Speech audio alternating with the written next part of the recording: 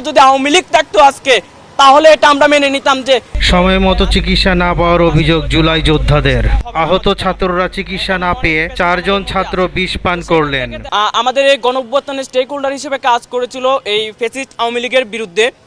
সেই দলগুলো আসলে কতটুকু করছে? যদি আজকে তারা করতো তাহলে কি আমার 4টা ভাই আজকে বিষ পান করতো? কখনো কি মনে হয় এটা? আজকে আমার 4টা ভাই যে বিষ পান করছে সেটার জন্য আমি সবার আগে দায়ী করব আমার এই দেশের, এই আমার স্বাধীন বাংলাদেশের জন্য যারা লড়েছিলাম, যারা আহত হয়েছি, সেই আহত হওয়ার পরবর্তী সময়ে আজকে যারা 4 জন বিষ পান করেছে সেই বিষ পান করার মেইন দায়ী হচ্ছে এই গণঅভ্যুত্থানের যে সকল রাজনৈতিক দলগুলো ছিল, ওই রাজনৈতিক দলগুলোকে আমি সবার আগে দায়ী করব।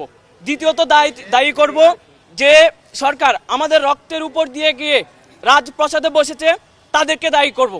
তাদের মেইন দরকার ছিল আমাদের এই গণঅভ্যুত্থানে আহত যারা হয়েছিল তাদেরকে সুচিকিৎসার ব্যবস্থা করা, পুনর্বাসনের ব্যবস্থা করা। কিন্তু গত 10 মাস হয়ে গেল, এখন পর্যন্ত তারা কতজনকে দেশের বাইরে পাঠিয়েছে? এখনো সেটা সংখ্যাটা 50 হয়নি। অথচ আমরা আহত হয়েছি 22,000, 1,000-এর মতন চোখই হারিয়েছি আমরা। আমাদের এম্পুটেশন যারা হাত পা হারিয়েছে প্রায় 38 জন, সেখান থেকে মাত্র 50-এর মতো হবে তাদেরকে পর্যায়ক্রমে কয়েক স্টেপে পাঠিয়েছে। আর সেটাও কিভাবে পাঠিয়েছে আমি আপনাদের মধ্যে সেটাও একটু খুলাসা করে দিতে চাই।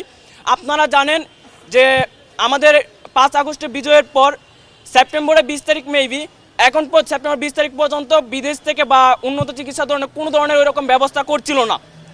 8 আগস্ট সরকার দায়িত্ব নেওয়ার পরও সেই ব্যবস্থা হয় নাই। যখন আমরা যমুনা ঘেরাও করি, হসপিটাল থেকে আমরা হাত পা নাড়াতে পারি না, সেই অবস্থায় অ্যাম্বুলেন্স ভাড়া করে যমুনা ঘেরাও করি।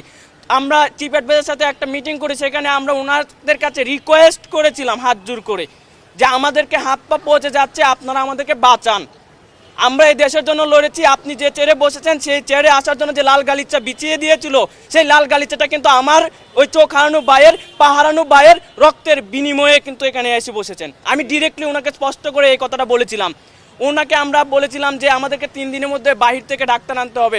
উনি 3 দিনের মধ্যে এনেছিল, সেটা অনেকটা আইওয়াসের মতো ডাক্তার এনেছিল চায়না থেকে, যেটা আপনারা জানেন। তার পরবর্তীতে নেপাল থেকে 2 থেকে 3 জনের মতো ডাক্তার আসে 3-4 জনের মতো রুগী দেখে আবার চলে যায়।